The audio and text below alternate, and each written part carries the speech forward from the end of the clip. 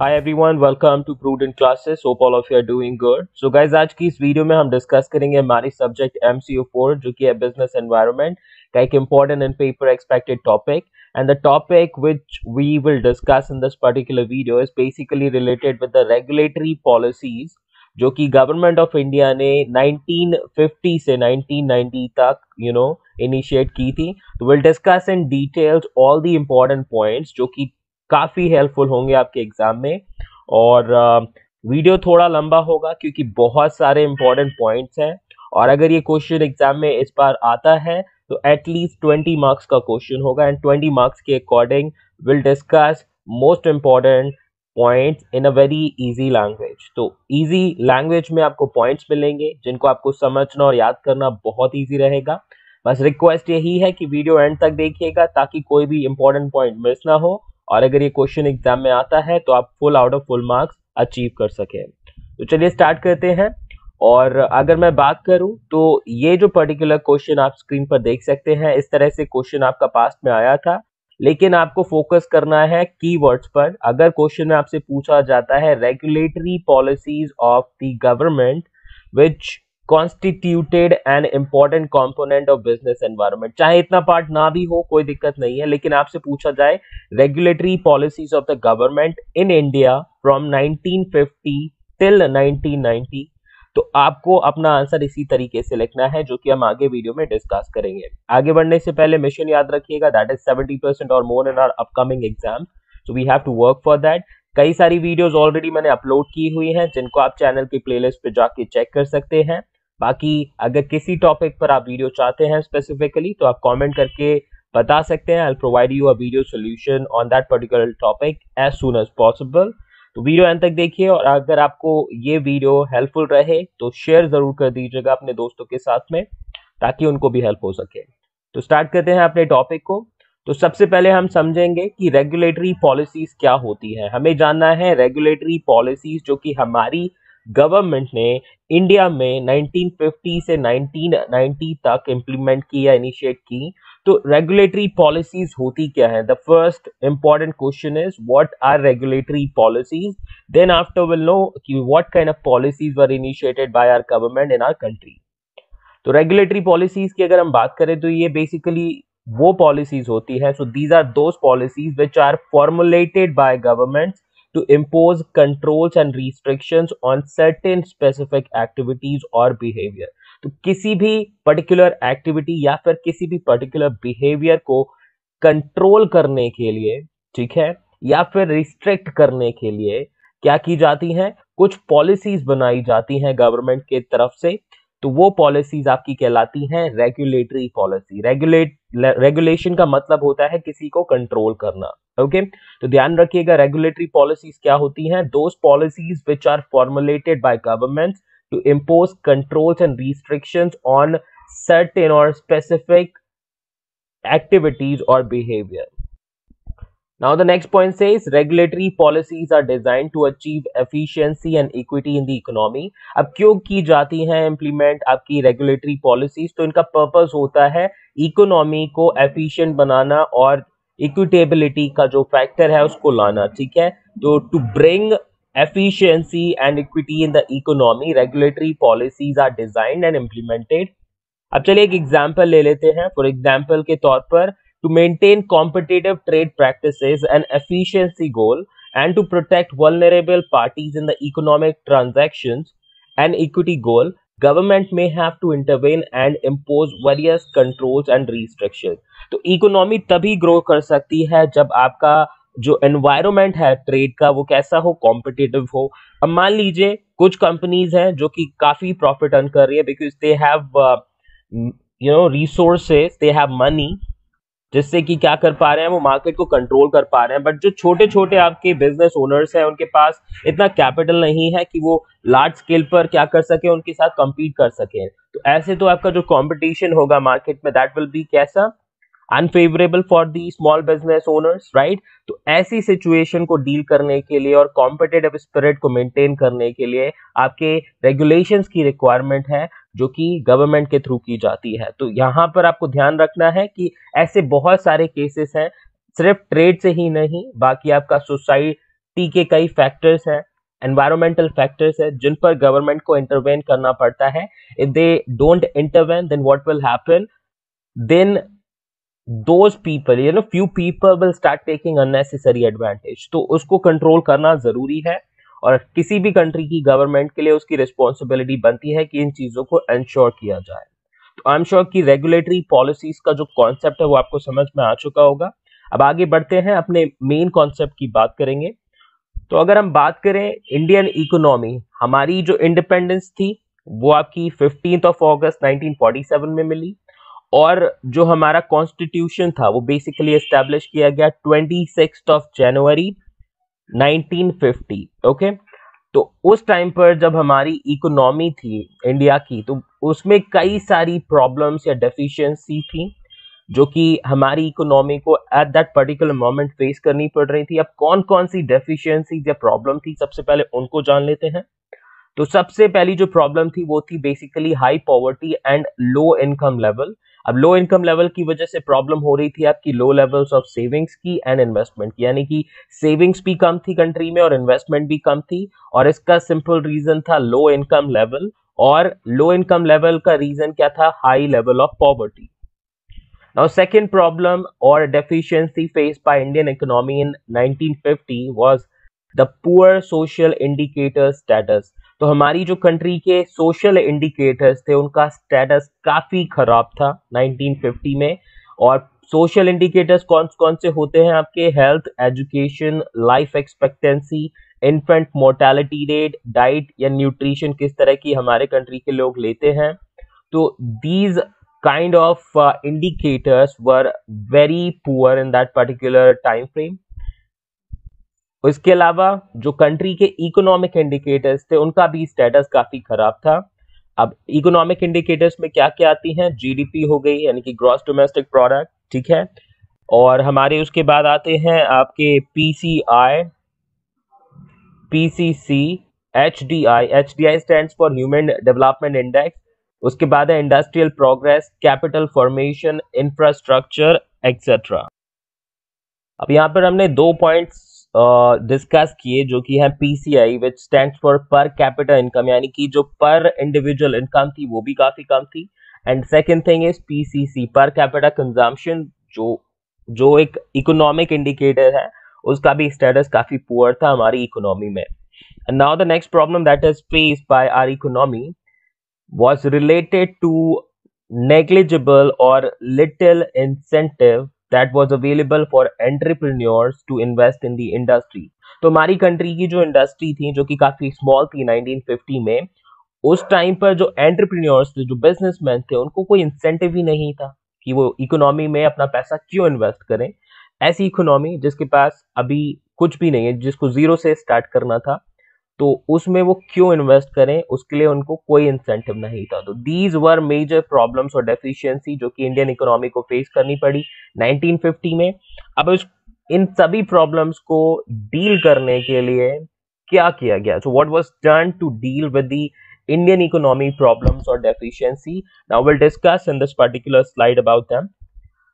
तो जितनी भी प्रॉब्लम्स हमने पिछली स्लाइड में डिस्कस करी उनको डील करने के लिए what was done, a structural transformation of the Indian economy was done to ensure high rate of growth and sustainable improvement in the standard of living of the people.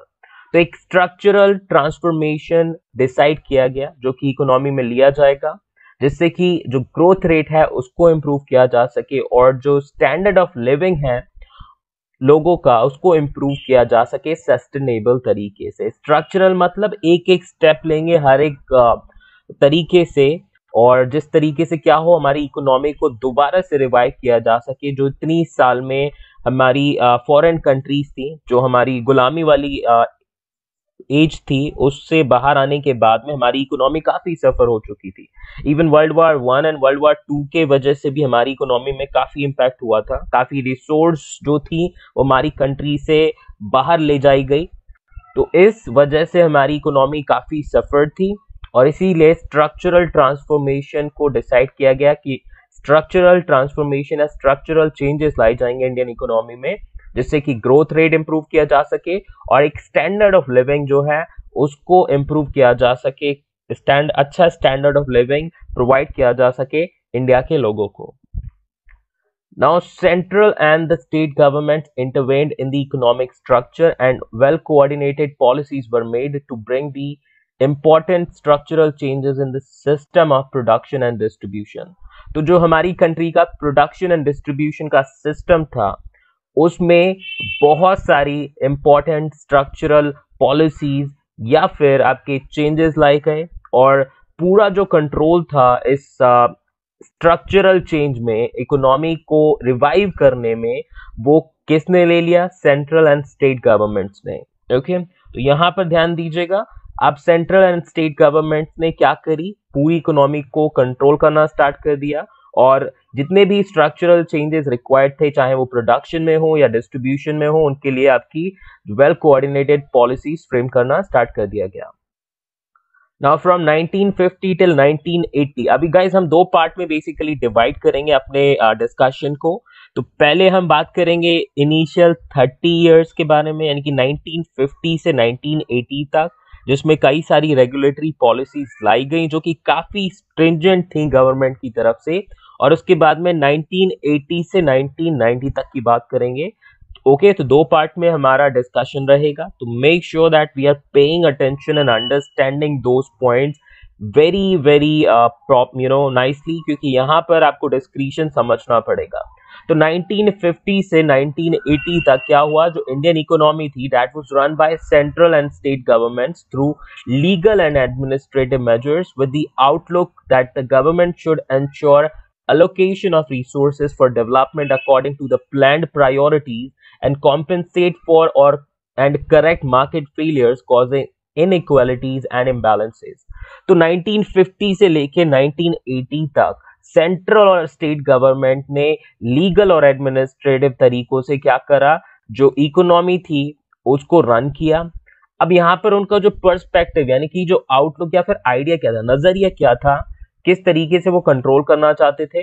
तो उनका outlook ये था कि government की responsibility है कि जो economy है उसकी रिसोर्सेज प्रॉपरली एलोकेट की जा सके, जिससे कि क्या हो, डेवलपमेंट जितनी भी हो वो हो सके.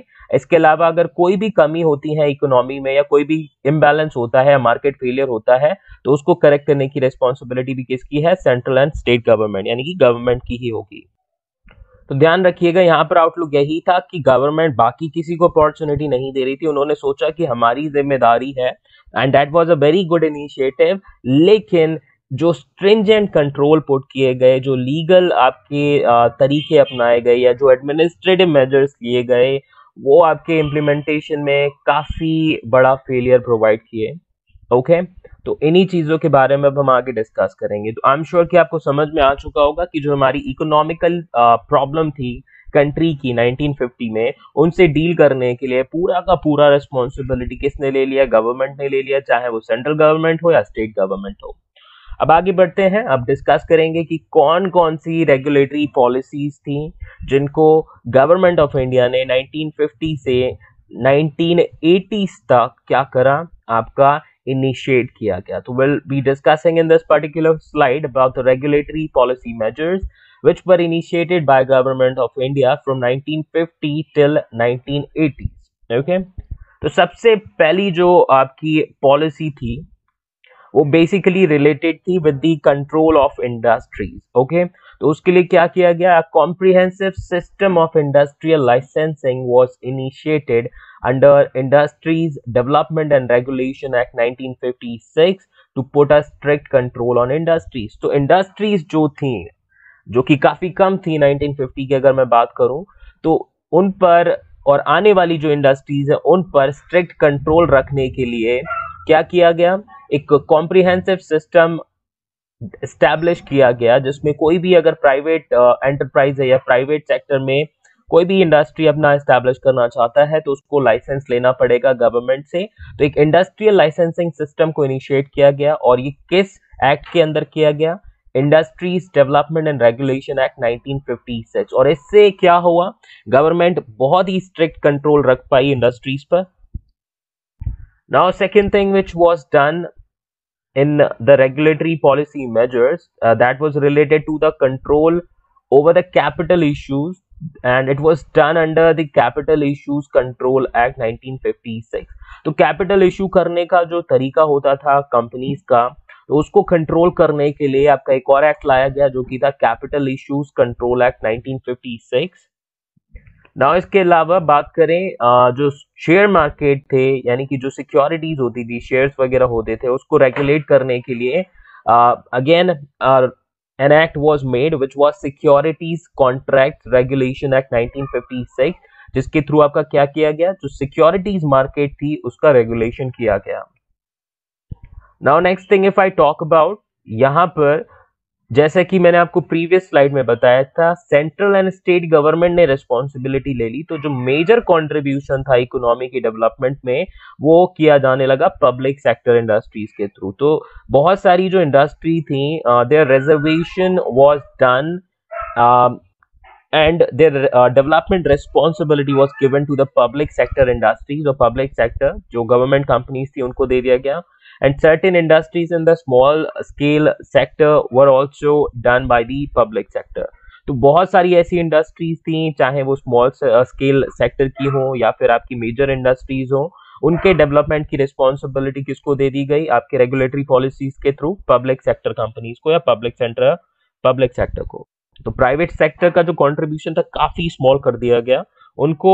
आपका कोई भी अगर इंडस्ट्री में एस्टैब्लिश होना है तो आपके लाइसेंस लेने पड़ेंगे according to the industrial licensing आपकी पॉलिसीज, और वहां पर लाइसेंस इजीली मिलता नहीं था। तो यहीं से प्रॉब्लम स्टार्ट हुई कि हमारी जो इकोनॉमी थी वो 100% नहीं दे पाई अपना। अभी तो ये 4 पॉइंट्स डिस्कस करें, there are many more points to discuss. Now पांचवा पॉइंट हमारे स्क्रीन पर है, that is basically ceiling on expansion of capacity and creation of fresh capacity in case of large industrial houses. Dominant undertakings and interconnected concerns were done under the Monopolies and Restrictive Trade Practices MRTP Act 1969। Country में monopoly establish ना हो किसी भी तरह की, या किसी भी तरह की रिस्ट्रिक्टिव ट्रेड प्रैक्टिसेस फॉलो ना हो, उसके लिए आपका एक एक्ट बनाया गया जो कि था MRTP एक्ट 1969, जिसको हम बोलते हैं monopolies and restrictive trade practices act. इस एक्ट के अंदर किसी भी लार्ज इंडस्ट्रियल एंटरप्राइज या फिर कोई भी ऐसी डोमिनेंट अंडरटेकिंग है कंट्री में, या उससे भी कोई आपका इंटरकनेक्टेड फर्म है, वो आपका अपनी जो कंपनी है या इंडस्ट्री है उसको एक्सपेंड नहीं कर सकती, उस पर आपका एक सीलिंग लगा दी गई। या फिर आपका कोई फ्रेश आपको एस्टैब्लिश करनी है कंपनी, या अपनी जो कैपेसिटी है उसको और बढ़ाना है, या उसको फ्रेशली स्टार्ट करना है कहीं पर, तो उसके लिए भी आपका क्या किया गया, सीलिंग लगा दी गई, और MRTP एक्ट के अंदर उनको स्ट्रिक्टली मेजर किया गया। Next point is control and regulation of foreign direct investment, import of technology, foreign collaboration and joint ventures were done through regulatory policy. तो रेगुलेटरी पॉलिसीज के थ्रू आपका FDI जो था उस पर कंट्रोल एंड रेगुलेशंस लगाए गए। कोई भी आपका मान लीजिए टेक्नोलॉजी आपको इंपोर्ट करानी है कंट्री में, तो उसके लिए भी आपको परमिशंस लेनी पड़ेंगी। स्ट्रिक्ट कंट्रोल उन चीजों के लिए भी गवर्नमेंट ने लगाया। इसके अलावा अगर आप किसी फॉरेन कंपनी के साथ में कोलैबोरेट करना चाहते हैं, जॉइंट वेंचर एस्टैब्लिश करना चाहते हैं, तो उसके लिए भी आपको लीगल प्रोसीजर के थ्रू ही आपका क्या करना पड़ेगा, अपना वो वेंचर या कोलैबोरेशन स्टार्ट करना पड़ेगा। एंड पॉलिसीज बहुत स्ट्रिक्ट थी 1950 से 1980 तक। Next is state trading and public distribution of selected commodities were also done through regulatory policy। तो जितने भी आपकी स्टेट ट्रेडिंग थी या फिर पब्लिक डिस्ट्रीब्यूशन होता था कमोडिटीज का, वो भी रेगुलेटरी पॉलिसीज के थ्रू किया जाने लगा। तो किसी भी तरह का आपका फ्रीडम नहीं था प्राइवेट सेक्टर को, हर चीज में आपकी कहीं ना कहीं कोई ना कोई पॉलिसीज बनाई गई हमारे कंट्री में। Next point that we have, price control and rationing was done in specific product market। अब प्रोडक्ट मार्केट में देखिए बहुत सारी पॉलिसीज बनाई गई। सोचा इनका जो आउटलुक था या जो परसेप्शन था या जो आइडिया था basically, that was to favour the economy, but इतना ज्यादा स्ट्रिंजेंट तरीके से इनको इम्प्लीमेंट कराया गया कि इसका पॉजिटिव एस्पेक्ट तो नहीं दिखा, लेकिन नेगेटिवली इसने क्या करा, इकोनॉमी को इम्पैक्ट करा बेसिकली। तो यहाँ पर हमारी जो प्राइस कंट्रोल थे एंड जो प्राइस रेशनिंग होती थी वो किए गए, ताकि जो आपके प्रोडक्ट्स हैं वो कोई अननेसेसरी या फिर हाई प्राइस पर ना बेच सके। इसके अलावा जो प्रायोरिटी सेक्टर क्रेडिट थे या क्रेडिट फ्लो थे उनको भी रेगुलेशंस के थ्रू क्या किया गया, कंट्रोल किया गया। इसके अलावा फिजिकल जो मेजर्स थे, चाहे वो आपका डिफरेंशियल टैक्सेस की प्रोविजन हो, एग्जाम्पशंस हो, किसी भी तरह के रेमिशंस हो, those were also guided under the direct and indirect tax law. तो आपके डायरेक्ट एंड इनडायरेक्ट टैक्स से रिलेटेड कई सारे लॉज बनाए गए जिसमें आपके जितने भी फिजिकल मेजर्स हैं उनको गाइड किया गया, या उनके थ्रू बेसिकली जो हमारे फिजिकल मेजर्स थे, चाहे वो टैक्सेस हो, एग्जाम्पशन हो या रेमिशंस हो किसी भी तरह की, उनको कंट्रोल किया गया। Next point, and this would be the last point which we'll be discussing in the regulatory policy measures, and that is basically related to the licensing of imports with the basic objectives of import substitution and linking imports to available foreign exchanges were done. तो यहाँ पर जो import था उसके लिए भी आपका licensing की requirement थी। अब किसी भी तरह का कोई भी अगर आपका import कराना है प्राइवेट सेक्टर एंटरप्राइजेस को, तो उसके लिए भी आपका क्या है, आपको लाइसेंस लेना पड़ेगा सबसे पहले, ठीक है। और कोशिश की यही गवर्नमेंट ने कि अगर कोई भी आप इंपोर्ट कराएं तो उसके लिए आप क्या कराएं, इंपोर्ट के बदले कुछ ना कुछ चीज एक्सपोर्ट कराएं। तो इंपोर्ट सब्सटीट्यूशन की बात आई, या फिर बेसिकली वही कि इंपोर्ट ऐसा कराओ जिसके थ्रू आपका क्या है, फॉरेन एक्सचेंज इंक्रीज हो कंट्री में। तो इस तरह की एक्टिविटीज भी कराई गई जो कि आपका नॉर्मली पॉसिबल नहीं होती थी। ओके, तो अभी हम बात करेंगे, यहाँ पर हमने जितनी भी रेगुलेटरी पॉलिसीज पढ़ी, तो इन रेगुलेटरी पॉलिसीज को किस तरीके से ऑपरेट कराया गया या इंप्लीमेंट कराया गया इंडियन इकोनॉमी में। So now we'll be discussing how were these regulatory policies operated or implemented in the economy. So if we talk about the regulatory policies were operated or implemented in the Indian economy through a regulatory system operated through many institutional agencies which were working as advisory, regulatory और quasi judicial authorities. तो कई सारी आपकी जो agencies थी या organisations थी या फिर आप कह सकते हो इंस्टीट्यूशंस थी, उनको एस्टैब्लिश किया गया ताकि एक रेगुलेटरी सिस्टम एस्टैब्लिश हो जिनके थ्रू ये रेगुलेटरी जो पॉलिसीज है उनको इम्प्लीमेंट कराया जा सके। Now I let you know कि कौन कौन सी आपकी ऐसी इंस्टीट्यूशंस थी, मेजर इंस्टीट्यूशंस की बात करेंगे जो कि आपकी बनाई गई एंड जिनके थ्रू आपकी रेगुलेटरी पॉलिसीज को स्ट्रिक्टली इंप्लीमेंट कराया गया। तो सबसे पहली जो हमारी इंस्टीट्यूशन थी दैट वाज प्लानिंग कमीशन, ठीक है। प्लानिंग कमीशन क्या है, एक एडवाइजरी बॉडी थी and the basic purpose of establishing this particular commission was to help the government in formulating development plans and यहाँ पर इनका काम क्या होता है, बेसिकली एडवाइज करना या सजेस्ट करना सेंट्रल मिनिस्ट्रीज और स्टेट गवर्नमेंट को अबाउट दी वेरियस प्लान्स कि किस तरीके से आपकी इकोनॉमी को आप डेवलप कर सकते हैं, कौन कौन से प्लान्स आप बनाएं और उनको इम्प्लीमेंट कराएं जिससे कि इकोनॉमी ग्रो कर सके। तो प्लानिंग कमीशन का काम था कि प्लान्स बनाना जिसके थ्रू आपका क्या हो, इकोनॉमी डेवलप कर सके। Okay, and it was an advisory body of the government. Now second institution जो थी वो है रिजर्व बैंक ऑफ इंडिया। देखिए प्लानिंग कमीशन जिसको अभी हम नीति आयोग के नाम से जानते हैं, इनका नाम चेंज हो गया basically. Now reserve bank of India RBI, you all know about RBI basically. तो आरबीआई क्या है, एक स्टैट्यूटरी बॉडी है जिसका काम है रेगुलेट करना मनी एंड क्रेडिट सप्लाई को, कमर्शियल बैंकिंग एंड कंट्रोल करना फॉरेन एक्सचेंज के ऑपरेशन को। तो reserve bank of India was established as a statutory body and the main और the important task of RBI was to regulate money and credit supply, commercial banking and controlling the foreign exchange operations. Now the next institution that was established, it was MRTP Commission. MRTP Commission, ठीक है, ये एक basically commission थी that was constituted under the Monopolies and Restrictive Trade Practices Act, जिसके बारे में भी हमने पहले पढ़ा है इसी पर्टिकुलर वीडियो में, Monopolies and Restrictive Trade Practices Act। और इसके अंडर आपकी एमआरटीपी कमीशन एस्टैब्लिश की गई और इनका काम है इन्वेस्टिगेट करना, रेगुलेट करना, कोई भी आपका कंसंट्रेशन होता है इकोनॉमिक पावर का उसको, या फिर कोई भी आपकी मोनोपोलिस्टिक, रिस्ट्रिक्टिव या अनफेयर ट्रेड प्रैक्टिस होती है उसको इन्वेस्टिगेट करना और रेगुलेट करना। So that was the major purpose of establishing MRTP commission. उसके बाद में हमारी नेक्स्ट इंस्टीट्यूशन है bureau of industrial cost and prices. Bureau of industrial cost and prices, ये भी एक एडवाइजरी बॉडी है गवर्नमेंट की, and the basic purpose of establishing this institution was to assist government in the determination of fair prices and price fixation of industrial product. तो industrial जितने भी products हैं उनके प्राइस को फिक्स करना और एक फेयर प्राइस को डिटरमाइन करना, ये इस पर्टिकुलर इंस्टीट्यूशन का काम था।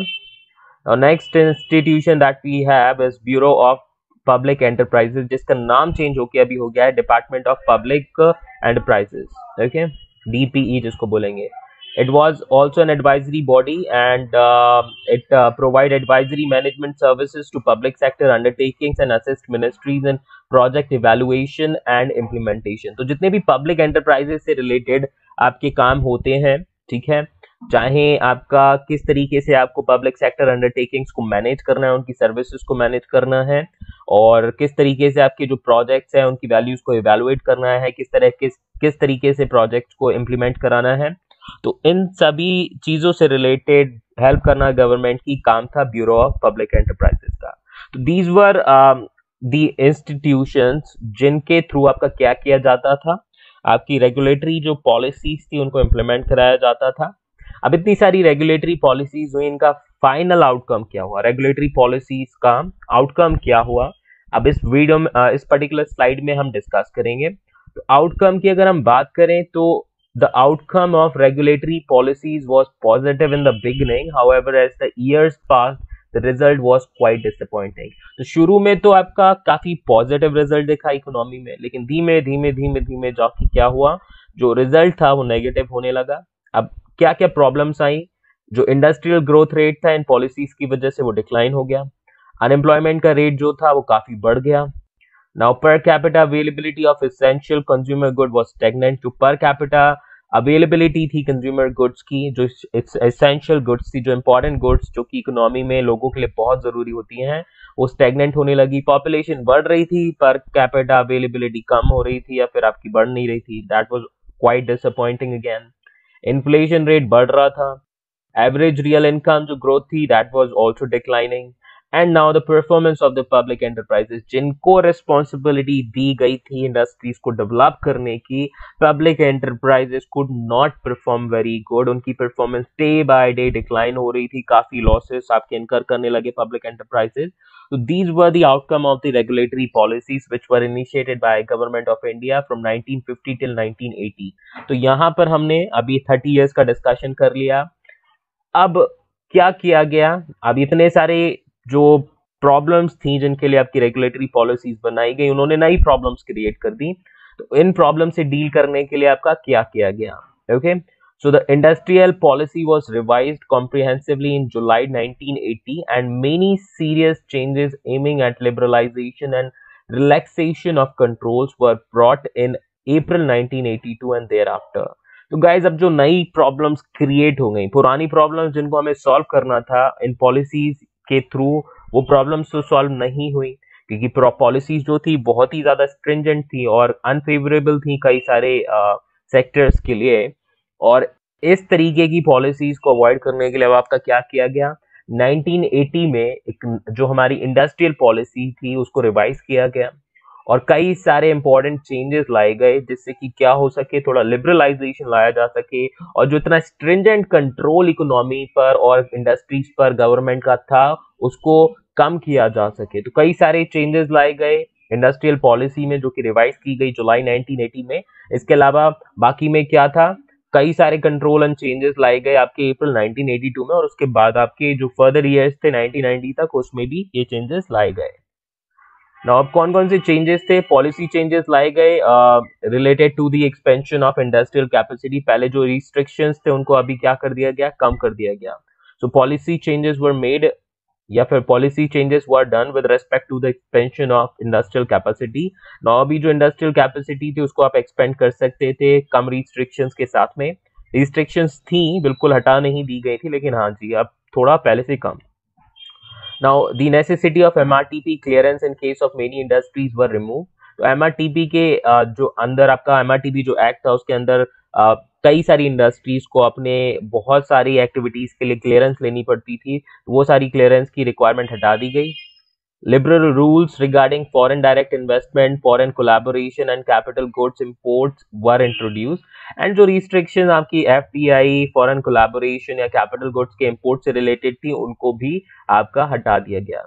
These were the changes that were introduced in the revised industrial policy and the liberalized and the relaxed control policies that were initiated in April 1982 and afterwards. तो ये सारे आपके कुछ important changes थे. अब हम बात करेंगे कि अभी तो और भी आपके कुछ पॉइंट्स हैं जिनको हम पढ़ लेते हैं यहाँ पे. So the policy changes offered a greater scope for expansion of private enterprises. However this change in policy did not bring the desired result. तो अभी जितने भी हमने चेंजेस डिस्कस करे उनका भी हमारी इकोनॉमी पर कोई पॉजिटिव इम्पैक्ट नहीं हुआ. ठीक है, जो डिजायर्ड रिजल्ट हम चाह रहे थे हमारी इकोनॉमी पर आएगा, 30 साल में जो आपका लॉस हुआ या फिर प्रॉब्लम्स क्रिएट हुई हैं या इकोनॉमी जितनी सफर हुई कि उनको आप कुछ सालों में रिकवर नहीं कर सकते. सोचा तो ये गया था कि अब इन पॉलिसी चेंजेस के बाद में जो प्राइवेट एंटरप्राइजेस हैं वो एक्सपेंड होंगी, वो सपोर्ट करेंगी इकोनॉमी को डेवलप करने में, लेकिन ऐसा नहीं हुआ एक्चुअली. और ऐसा क्यों नहीं हुआ? It happened because the liberal import policy leading to higher import was not accompanied by an equally liberal export policy. तो आपकी जो पॉलिसी थी इंपोर्ट से रिलेटेड उसको तो काफी लिबरल कर दिया गया, यानी कि अभी आपकी जो रिस्ट्रिक्शंस पहले पुट की गई थी गवर्नमेंट की तरफ से, now those restrictions were remove. तो यानी कि अब आपको इंपोर्ट कराने के लिए ज्यादा लाइसेंसिंग की रिक्वायरमेंट नहीं थी. कुछ पर्टिकुलर इंडस्ट्रीज या कुछ पर्टिकुलर प्रोडक्ट्स को छोड़कर आपकी ऑलमोस्ट सभी प्रोडक्ट्स पर इंपोर्ट अलाउ कर दिया गया. लेकिन अगर हम बात करें तो एक्सपोर्ट पॉलिसीज में आपका लिबरलाइजेशन नहीं आया, एक्सपोर्ट पॉलिसी पर उतना अच्छे से ध्यान नहीं दिया गया. अब इन पॉलिसीज की वजह से क्या हुआ, यानी कि इंपोर्ट को तो आपने लिबरल पॉलिसीज के थ्रू रन करना शुरू कर दिया, बट एक्सपोर्ट जो पॉलिसीज थी उनमें आपका चेंजेस ही नहीं लाया. तो इस वजह से क्या हुआ, जो ट्रेड एंड फिस्कल डेफिसिट था हमारी कंट्री का, दैट स्टार्टेड इंक्रीजिंग. और इस वजह से जो हमारी जो बोरोइंग्स थी होम एंड अब्रॉड में वो बढ़ने लगी. अब ऑब्वियस सी बात है, अगर मैं बात करूं तो ऑयल पेट्रोलियम जो हमारे कंट्री में है वो बेसिकली इंपोर्ट कराना पड़ता है, और इंपोर्ट कराएंगे तो आपको फॉरेन एक्सचेंज की रिक्वायरमेंट होगी, यानी कि फॉरेन करेंसी आपको पे करनी पड़ेगी जिनसे भी आप लेंगे ऑयल या पेट्रोलियम. तो उस सिचुएशन में आप क्या करेंगे? अब मान लीजिए आपके पास इंटरनेशनल करेंसी है ही नहीं और अब ऑयल, अब पेट्रोल तो चाहिए आपको इकोनॉमी को ग्रो करने के लिए. बहुत सारी इंडस्ट्रीज थी जो कि डिपेंडेंट थी, और ऐसी सिचुएशन में हमें क्या करना पड़ा, जब हमारे ट्रेड डेफिसिट्स ऑलरेडी इंक्रीज हो रहे थे तो हमें फॉरेन से बोरोइंग करनी पड़ी है. जितनी भी हमारी होम यू नो एसेट्स थी उनको बेचकर हमें क्या करना पड़ा, पैसा उधार लेना पड़ा. इससे क्या हुआ, जो इन्फ्लेशनरी प्रेशर था इकोनॉमी में, यानी कि जो इन्फ्लेशन रेट था वो डे बाय डे बढ़ने लगा, जिससे हमारी इकोनॉमी में और ज्यादा प्रॉब्लम्स क्रिएट होने लगी. एंड नाउ इसके बाद अगर हम बात करें तो this would be the last point of this particular video. The policy changes led to the growth of industries producing elastic items and consumer durables, but not the wage goods, which could help to increase employment rate and standard of living of people in the country. तो guys 1980s तक हमने आपका एक pattern follow किया, उसके बाद में 1980s के बाद में 1990 तक हमने कई सारे चेंजेस इंट्रोड्यूस करे, थोड़ा लिबरलाइज किया अपनी पॉलिसीज को, प्राइवेट सेक्टर को बढ़ाने के लिए हमने कई सारी पॉलिसीज बनाई. और एक सबसे जो इम्पोर्टेंट चीज थी जिस पर हमने फोकस नहीं किया, अब ऑब्वियस सी बात है, population was increasing day by day, and जितनी भी पॉलिसीज थी उसमें उन इंडस्ट्रीज को डेवलप किया गया जो कि आपकी एलिस्टिक आइटम्स या फिर कंज्यूमर ड्यूरेबल्स बना रही थी, लेकिन जो वेज गुड्स बनाने वाली इंडस्ट्रीज थी उन पर आपका फोकस नहीं किया गया. अब इससे क्या हुआ, जो एम्प्लॉयमेंट रेट था वो बढ़ नहीं पाया, और जो हमारा अटेम्प्ट था कि हम कोशिश करेंगे हमारे जो कंट्री के लोग हैं उनका स्टैंडर्ड ऑफ लिविंग इंप्रूव करें, वो पॉसिबल ही नहीं हो पाया, क्योंकि वेज गुड्स थी उन पर फोकस ही नहीं दिया गया, उनकी इंडस्ट्रीज को डेवलप करने पे फोकस नहीं दिया गया. जो हमारी स्मॉल सेक्टर की इंडस्ट्रीज थी वो और day by day poor conditions में आ गई. हम तो सिर्फ एलिटिस्ट आइटम बनाने लग गए, कंज्यूमर ड्यूरेबल्स के लिए नई इंडस्ट्रीज एस्टेब्लिश कर गए. अरे खरीदेगा कौन ऐसे आइटम्स जब लोगों के पास पैसा ही नहीं होगा इकोनॉमी में? So these things were not considered. And जिसकी वजह से हमारी जो रिफॉर्मिस्ट पॉलिसीज थी या फिर इकोनॉमिक आपके जो चेंजेस थे पॉलिसी में वो लाने पड़े 1991 में, जिसके बारे में आपने शायद पहले भी पढ़ रखा होगा अपनी इकोनॉमिक्स की बुक में, liberalisation, privatisation and globalisation policies. तो हमारी अगली वीडियो बेसिकली उसी टॉपिक से रिलेटेड होगी, जिसमें हम जानेंगे रिफॉर्मिस्ट पॉलिसीज के बारे में कि कौन कौन सी पॉलिसीज लाई गई और क्यों लाई गई। तो there would be 2 separate videos एंड यहाँ पर हम डिस्कशन जो है अपना खत्म करेंगे इस पर्टिकुलर वीडियो का। आई होप जितने भी इंपॉर्टेंट पॉइंट्स थे वो आपको समझ में आ चुके होंगे। वीडियो अच्छा लगा हो तो लाइक कर दीजिएगा, और चाहे सब्सक्राइब करें ना करें चैनल को, प्लीज अपनी स्टडीज पर ध्यान दीजिएगा, ठीक है। और शेयर जरूर कर दीजिएगा अपने दोस्तों के साथ में, एंड चैनल के प्लेलिस्ट में कई सारी वीडियोस हैं, उनको भी देख लीजिएगा। Thank you so much for watching and perform best in your exams. Bye bye, take care.